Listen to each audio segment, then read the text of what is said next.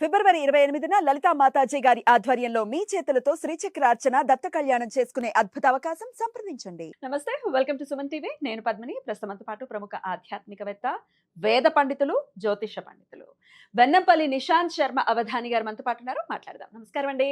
మహాదేవతలు. ఎలా ఉన్నారండి? బాగున్నానమ్మా. చాలా రోజుల తర్వాత మళ్ళీ మిమ్మల్ని కలవటం చాలా సంతోషం. సంతోషం తల్లి. గ్రహణం రాబోతోంది. వస్తూనే ఉంటాయి గ్రహణాలు. సంవత్సరంలో 2-3 పర్యాయాలు వస్తూనే ఉంటాయి. సో మరి ఈసారి మొన్న సూర్యగ్రహణం భారతదేశంలో లేనప్పటికీ ఇప్పుడు మళ్ళీ చంద్రగ్రహణం ఏర్పడబోతోంది రేపు మార్చి 3వ తారీఖు. కేతుగ్రస్త ఈ చంద్రగ్రహణం ఎటువంటి ఫలితాల్ని ఇస్తుంది ద్వాదశ రాశుల వాళ్ళకి?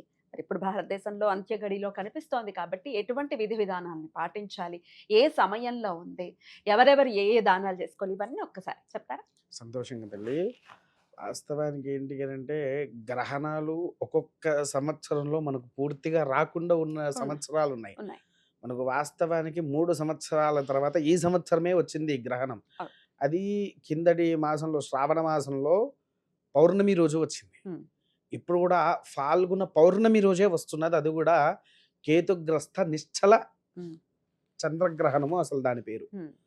అయితే ఇక్కడ ఒక విషయం ఏంటి అంటే గ్రహణాలలో ఒక్కొక్కరు ఎన్నో రకాలుగా చెప్తూ ఉన్నారు. కానీ మనకున్నటువంటి పురాణాల్లో చెప్పింది ఏంటి అంటే మొదలుగా ఈ గ్రహణం ఏ నక్షత్రం మీద అయితే వస్తుందో ఆ నక్షత్ర రాశి ఏదైతే ఉంటుందో ఆ రాశి వారికి పరిపూర్ణంగా దోషం అనేది ఉంటుంది, దాని ప్రభావం చూపించడం ఉంటుంది అని అంటుంది. ఇప్పుడు రాను రాను పంచాంగకర్తలు, సిద్ధాంతులు, కొంతమంది పండితులు కూడా వేరే రాశులను కూడా కలిపి వీటికి ప్రభావాలు ఉన్నాయి అని చెప్పి చూపిస్తున్నారు. మనకు వాస్తవానికి ఏంటి అని అంటే ఒక 2 ఉంటాయి: మూలం, ప్రతిమూలం, అధిమూలం. అంటే అధిదేవత, ప్రతిదేవత అని మన నవగ్రహాలకు గ్రహం చెప్పిన తర్వాత దానికి అధిదేవత, ప్రతిదేవత అంటారు. ఈ ప్రతిదేవత ఎవరు? సింహరాశి ఉంది. సింహరాశానికి అధిదేవత ఎవరు? కర్కాటక రాశి అయింది. కర్కాటక, సింహ, కన్య ఈ మూడింటికి వస్తుంది. కాకపోతే ఇక్కడ ఏంటిదంటే కన్యాకి ఇవ్వలేదు, కర్కాటక సింహానికి మాత్రమే ఉన్నది ప్రభావం అనేది. మళ్ళీ ఎక్కడిచ్చారు? సంబంధం లేని మకర కుంభ రాశులకి ఇచ్చారు. ఎందుకంటే అవి కొద్దిగా చంద్రుడి యొక్క గుణతత్వాల్లో ఉన్నాయి కాబట్టి మకర కుంభాలకు ఇచ్చాడు.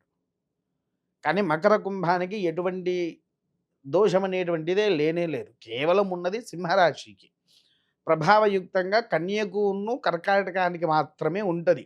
అంతేగాని వేరే దేనికి అయితే రాదు తల్లి ప్రధానంగా. తర్వాత రెండోది వచ్చేసేసి ఏంటి అంటే గ్రహణ విషయాల్లో అందరూ ఎవరికి నచ్చిన దానాలు ఇస్తూ ఉన్నారు, పోతున్నారు. ఎంతో మంది పండితులు కూడా చెప్తూ ఉన్నారు ఇవి దానం చేయాలి.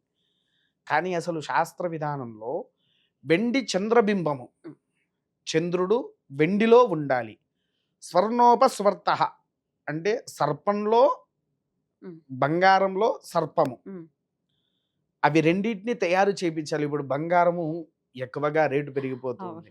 సో అందుకోసం ఏం చేయాలి? ఒక చిన్న బంగారు రేకు తీసుకొని దాని మీద సర్పముద్ర వేయాలి.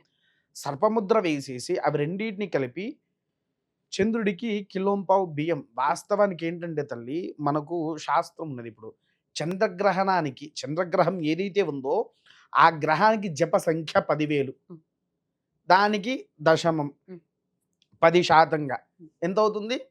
10,000కు 1000 హోమ తర్పణం చేయాలి. తర్పణానికి 10% హోమం ఎంత? 1000కి 100, 108 సార్లు. 108 సార్లు. దాంట్లో దశాంశ దానం 100 గ్రాములు. 100 గ్రాములు 100కి దశాంశం అంటే 10 కిలోలు. 10 కిలోలా? అసలు శాస్త్రం ఇది. 10 కిలోల బియ్యాన్ని దానం చేయాలి. కాకపోతే ఏంటి రాను రాని 10 కిలోలు, ఎందుకంటే సంఖ్య అన్నిటికి ఒక్కొక్క రకంగా, అన్నిటికి ఒకటి లేదు.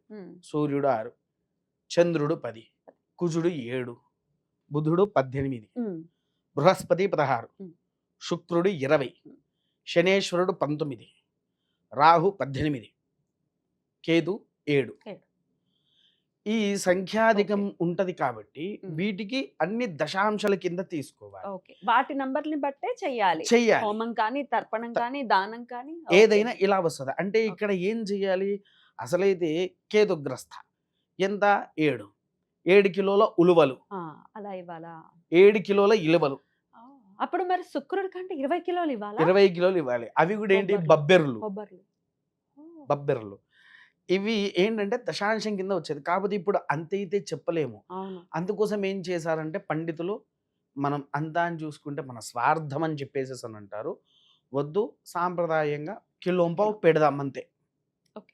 శాస్త్ర విధిలో కిలోంపావు, ఆ కిలోంపావు పెట్టేసేయండి. ఉమ్. ఏది, కిలోంపావు ఉలువలు, కిలోంపావు బియ్యము పెట్టేసేయండి. కానీ చంద్రుడికి దానం ఇవ్వాల్సింది బియ్యం కాదు తల్లి, ఉమ్. పంచదార. ఉహుం. ఓకే. పంచదార కిలోంపావు దానం చేయాలి. బియ్యం కంటే ఎంతో 1000 రెట్ల శ్రేష్ఠ కలిగేది, ఉమ్. సంరక్షించేది, చంద్రుడి యొక్క పరిపూర్ణత శక్తి ఉండేది పంచదారలో. ఓకే. ఆ పంచదార నీవు దానం ఇచ్చినప్పుడు ఈ యొక్క గ్రహణ దోషం ఏదైతే ఉందో ఉమ్. అది పరిపూర్ణమైనటువంటి నివారణ అనేది జరుగుతుంది. ఓకే. అందుకోసమే ఈ యొక్క దానాల్లో ఇవి ప్రధానంగా ఆచరించాలి. మరి ఎవరెవరు ఈ దానం చేయాలి అది కూడా ఒకసారి చెప్పండి. ప్రధానంగా సింహరాశి వారే తల్లి, మిగిలిన ఏ రాశి వారు చేయవలసిన అవసరం అయితే లేదు. ఓకే.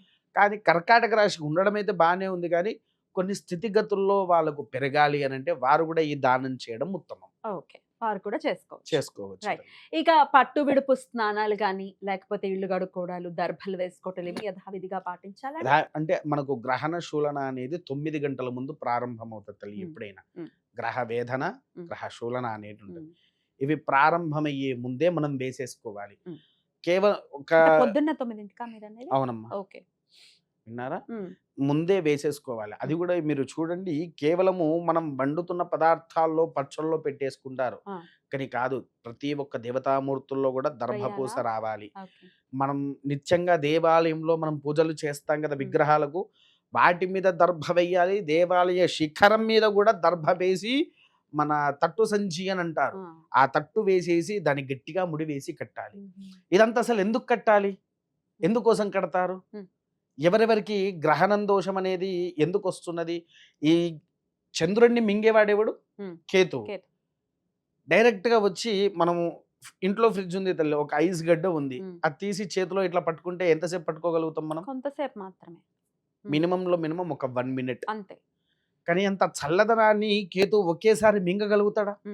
సమయం తీసుకుంటాడు కదా. సమయం తీసుకుంటాడా? ఆ సమయం తీసుకునేది ఎందుకు? అసలు ఈ దర్భ పూజలు ఎందుకు వేసుకోవాలనే విషయానికి కింద అందరూ ప్రశ్న అడుగుతారు ఉమ్. కామెంట్స్ లో. దానికి ఏంటంటే సమాధానం, మన పూర్వీకుల నుంచి మనందరికీ తెలిసిందే, కేతు అనేటువంటి ఒక సర్పము చంద్రుణ్ణి మింగడానికి వస్తుంది. మింగేటప్పుడు ఏంటి, తనలో ఉండేటువంటి విషపూరితం ఏదైతే ఉంటుందో వారి మీద ఉమ్ము వేస్తూ ఉంటుంది. అది వేస్తున్న కొద్దీ దానికి చల్లదనం అనేది మొత్తం తగ్గేసరికి అప్పుడు వెళ్ళేసి ఈ యొక్క గ్రహణాన్ని, ఈ యొక్క ఉమ్. చంద్రుణ్ణి కేతు మింగేస్తాడు. ఓకే. మింగేసినందుకే అలా ఉమ్. ఆ యొక్క విధి ఉంటది. ఉమ్. అయిపోయిన వెంటనే మనం చాలా మంది అయిపోయిన వెంటనే ఇక కడిగేసుకుంటే అయిపోయింది అని అనుకుంటాం, కానీ 2 గంటల వరకు కడగకూడదు, ఓకే. ఆగాలి. ఆగాల్సింది. ఎందుకు అంటే చిన్న ఎగ్జాంపుల్ చెప్తా తల్లి. మీరు ఒక మంచి స్వీట్స్ కానీ కారం కానీ ఏమన్నా తిన్నారు, ఉమ్. అది మీ నోరిలో ఎంతసేపు లాలాజలాన్ని విడుస్తుంది? కొంతసేపు టైం పడుతుంది కదా. ఉమ్. దాన్ని పూర్తిగా ఒక ఆస్వాదించిన ఉమ్. క్షణము మన నోట్లో ఒక లాలాజలం ఊరుతూ ఉంటుంది, అవును. దాన్ని మనం ఇలా మింగేస్తూ ఉంటాము. కానీ అక్కడ కేతువు ఆ లాలాజలం విపరీతంగా పెరిగేసరికి అది బయటపడుతూ ఉంటుంది. ఉమ్. అది 2 గంటల వ్యవధి వరకు మనకు ఉంటుంది. ఉమ్. అందుకోసం అది ఎప్పుడైతే పరిపూర్ణమవుతుందో ఉమ్. అది అయిపోయిన తర్వాత అప్పుడు ఇల్లుని శుద్ధి చేసి ఉమ్. దేవుళ్ళను కూడా శుద్ధి చేసుకొని యథావిధిగా దీపారాధన పూజలు అనేది గావించాలి. మరి అప్పుడే సాయంత్రం పూటే దేవుళ్ళని కూడా మరి శుభ్రపరిచేసుకోవచ్చా అండి? అవునమ్మా, పులికాపు సాయంత్రం చేసేసుకోవచ్చా? పులికాపు అయ్యో చేసేసుకోవచ్చు. సాయంత్రం కదా లక్ష్మీదేవిని కడగచ్చా, ఇట్లాంటి డౌట్లు అవి వస్తాయి.